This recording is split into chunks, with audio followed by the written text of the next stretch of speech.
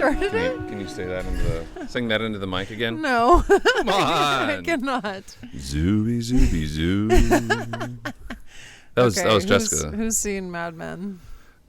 Are you waiting for the podcast to raise their hand? Yeah. Yeah, we are on is our second or third time through with Mad Men. No, just second.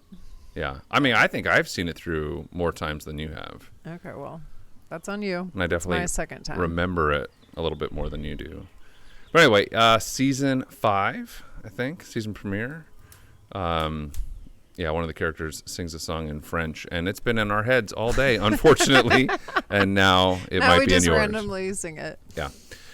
So, today we had a lot of time to talk, and it was one of those conversations that we had a couple of breakthroughs, it felt like, and we were out of town, and sometimes that does help for our creativity when there's nothing we can do. If some sort of catastrophe were to befall one of our buildings or our businesses, so creativity just flows a little better.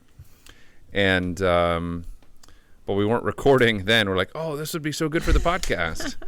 So we'll attempt to at least frame the conversation in the same way as we had before. And the sound that you might hear in the background, perhaps, is a crackling fire. This is our first time sitting by the fire. Fireside podcasting. Yeah. Yeah, we had a lot of tree branches fall from a storm, and now they are being recycled back into the earth, into the atmosphere. We're putting a hole in the ozone layer, one backyard fire pit at a time. Okay, well, that was sad. Hopefully not. All right.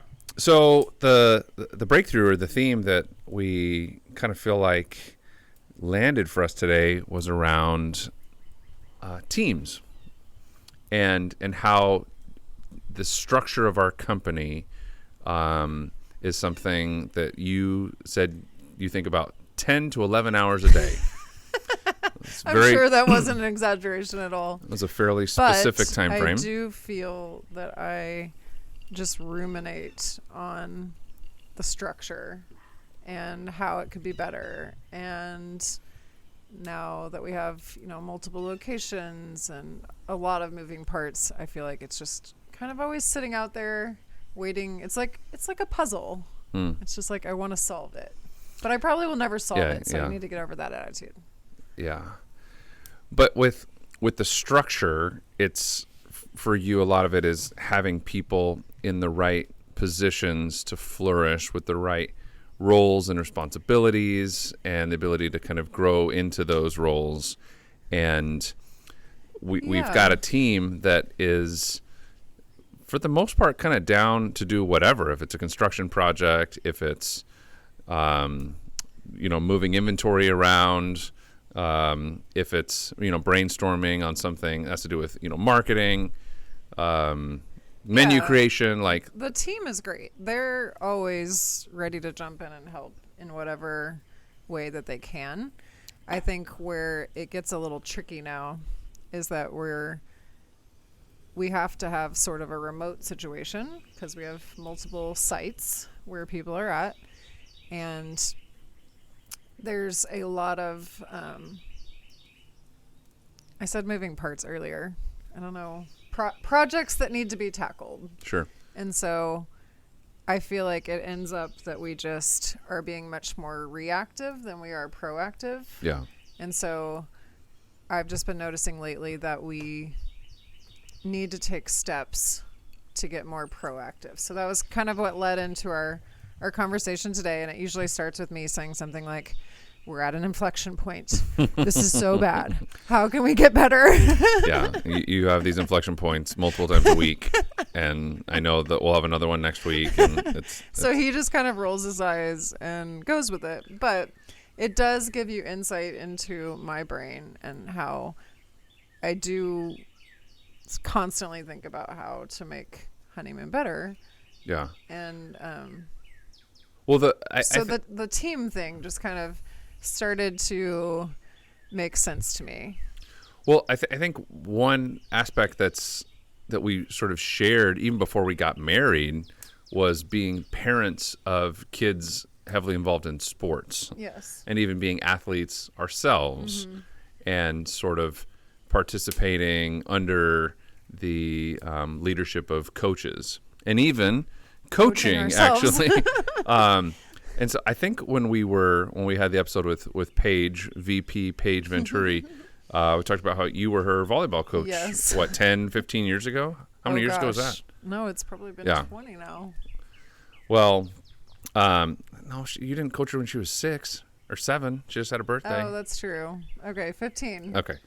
Anyway, but being a coach is something that we've actually done in the sports context, and we are still in the ending of that season of life where we're attending our kids' games and tournaments, and we were at a tournament today, and so we're just exposed to all sorts of levels of coaching. Yes. You know, they're playing multiple teams. We're seeing how the coaches react or prepare their teams to kind of go in, and I feel like some of that must have just leaked into our conversation subconsciously, which is how it sort of came about today. So, but then you had also brought up a previous job that I was in to where I had a role that Past job. Yes. Yeah.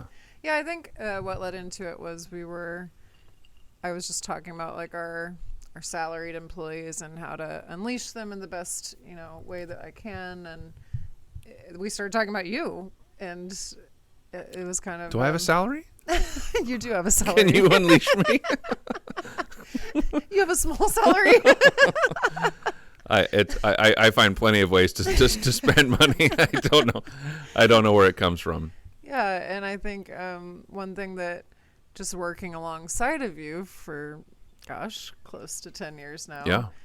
I see one of your strengths is really seeing the big picture or the game plan or the strategic plan. And so I think I brought up something about a quarterback, and that kind of took us down the road of the sports analogies, which you knew kind of a ridiculous amount of random trivia about. It was not that random. I knew that like the You baseball knew season, how it's many games 162 were in a games, baseball and season. basketball's 82. Yeah, football is 17. Used to be Okay, 16. I have no idea. Now I could not tell you how many games are in an NHL hockey season. Maybe couldn't- somebody's listening Yeah, right now I and didn't knows know that. that there was rules on exactly how many games.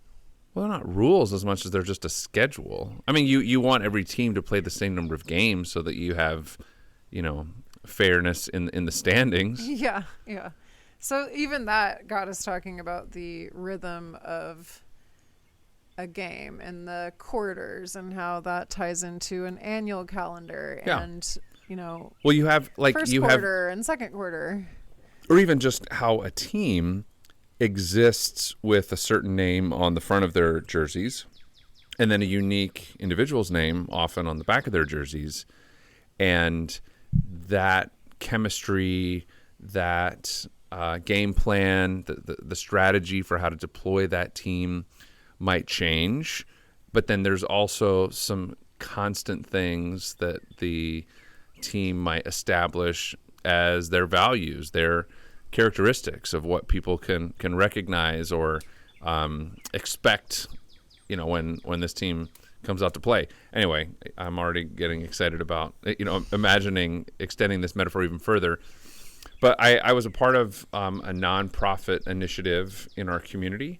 It was called Talent 2025, ironically. Now we're in 2025. And it was designed to move the needle on some demographic measurements within our community. It started in 2019, and the goal was that the needle would be moved on these things by 2025. It actually didn't end up feeling like a success for me. I spent about, a year and a half working on it and trying to coordinate volunteers or even wrangle folks that were a part of other different nonprofit organizations and try and help them find an alignment within their organizations for the sake of our community, for our citizens in our community, and for a lot of different reasons, it didn't succeed, in my opinion. which is why it's going to work now. I was like, okay, let's try Yeah, it it's on a our really, own really good company. sell I'm doing on this, right? Yeah, I was like, okay, maybe you're Well, not one of the- right person. Well, one of the things that I thought would be interesting to at least explore was we had all these strategic goals and we needed to try and make impact towards them. And we could maybe set aside a 12-week sprint to gather, like, who are the people in our community that are the best positioned to tackle this? And let's organize them together as a team for, in this case, 12 weeks, which is about a quarter of a year. And we would set a goal for the end of it. And we would work together and meet together. And we knew that at the end of that 12 weeks, we would stop and measure what we had done, assess, the strengths and the weaknesses of everything that had happened, and then kind of disband to then pick up whatever new or current priorities, might exist within the rest of the larger initiative. And it was just a helpful way for people to commit to something with a specific goal for a temporary time frame with measurement kind of built in to the structure. And that part of it actually was really neat and successful in terms of seeing where we learned from some of our failures, because it was built in to that structure is we're going to have a postmortem at the end of every sprint, at the end of every quarter, and be honest about what happened. Yeah. And I think in our organization, we've had these exciting years in the past where we were working on a new location together or working on the roastery. And this past year, we didn't do any of those things. So I think that this will also help us kind of get excited about a project that we can work on together. Well, and even our team has actually grown since the last podcast even. So we've actually, he hasn't joined us yet, but we have a new team member that's going to be joining, and the responsibilities. Yeah. This is probably And part of why the dynamics change. It's like they sure, yeah, you're they absolutely bringing in will. someone new to the team, and so then everyone, we have to go back to the drawing board and say, okay, how does this affect every role that we have, and could someone be shifted in a way that would be would optimize their kind of workflow.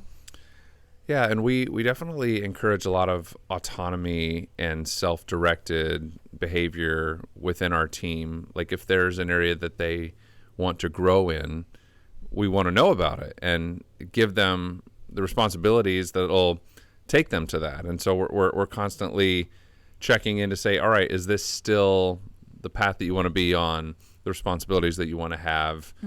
And moving to this structure of maybe quarterly seasons again for our team allows us to have smaller, more nimble but more focused teams that can get things done because they want to be a part of that, and not just because they're going to do it because they're a salaried employee and they're just down to do whatever for us, whether it's a good fit for them and the company or not. Yeah, I'm excited to see.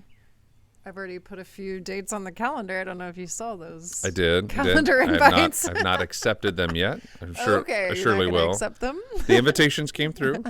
But what felt good to me from you, because you've always been the fairly obvious CEO, the queen of honeymoon, very appropriately, and my job title and my responsibilities have kind of been a little more reactive. I think it's like, do we need somebody to focus on maintenance? Do we need someone to build a deck? Do we need someone to watch YouTube to learn how to build a deck? Right. Do you need me to, cover a shift, which thankfully I haven't had to do that in a while because I'm not very. You just got some of your workload taken away. We hired a part-time maintenance person. Yeah. And even the maintenance thing was something that for a while I had embraced and had done some meaning making around, just because Mr. Miyagi was a maintenance man in The Karate Kid. And I was like, I could do this. I could be the maintenance man. But I would say 8 to 9 times out of 10, when there would be a maintenance need, it would take me longer. It would frustrate me more. And sometimes it would even cost more than if we had someone who was just either better wired that way or maybe a specialist in plumbing or... Yeah. I think it's kind of cool to get to this place in our business where we can start saying, okay, this is definitely not Zach's best use. We found a lot of ways that Zach sucks. To fix a toilet or whatever the current issue is, and then be able to take someone who really wants to do something like that and finds it meaningful, and then employ them to do it.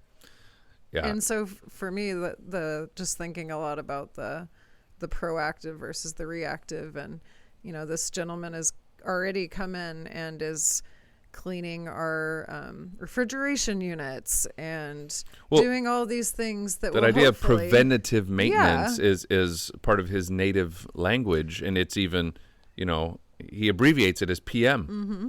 And I think one of our biggest struggles, for sure, at least for me, has always been the thing that will kind of throw my day or week is equipment breaking. Just because it takes so much time and energy to find someone that can come out. The expense is usually way more than you think it will be. And and the impact to the customers as well. If it's a core, and the staff. I would say mostly the staff. I know the one time our prep fridge went down, it was just disheartening to be in the kitchen.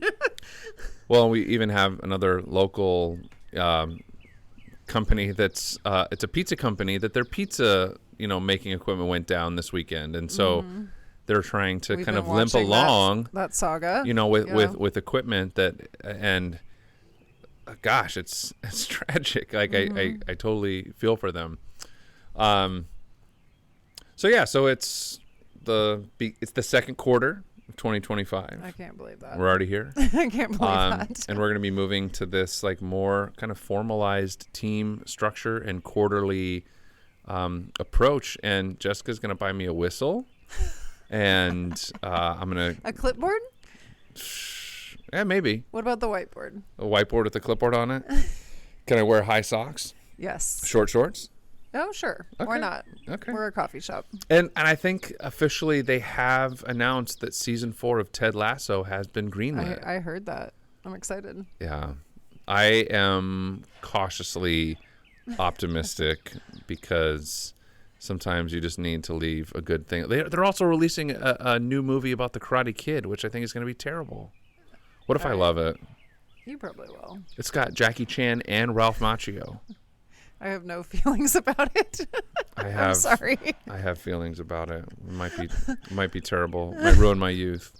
Val Kilmer died in the last month. Yeah. He was in Willow, Top Gun, Real Genius. Do you know any of these movies? No. You suck. You did see Top Gun finally, though, right? I did. I think you made me watch it. And? I liked it. It was good. Okay. If it's not Mad Men, you're not interested, huh? But John Hamm is in the new Top Gun. Is he really? You saw the new one, right? Or did we see the old one? No, I saw the... You don't even know? I don't even know. You wouldn't recognize John Hamm? I think I saw the old one. I probably forced you to watch the old one before you could watch the new one. Yeah. I guess what we're doing tonight. Uh-oh. All right. Well, those are most of my thoughts about the team structure and being called coach and seeing if that's a good fit for Honeymoon right now. And as we're looking to grow, our team is growing, and we'll check back in and let you all know on the next full moon. Uh-huh. All right. Love you. Love you. That's it for this episode of the Honeymoon Coffee Co. podcast. For all things Honeymoon, including the new one subscription box for couples, visit honeymooncoffeeco.com. You can also find us on Facebook or Instagram. And of course, for more episodes of this podcast, search for Honeymoon Coffee wherever you get your podcasts. Cheers.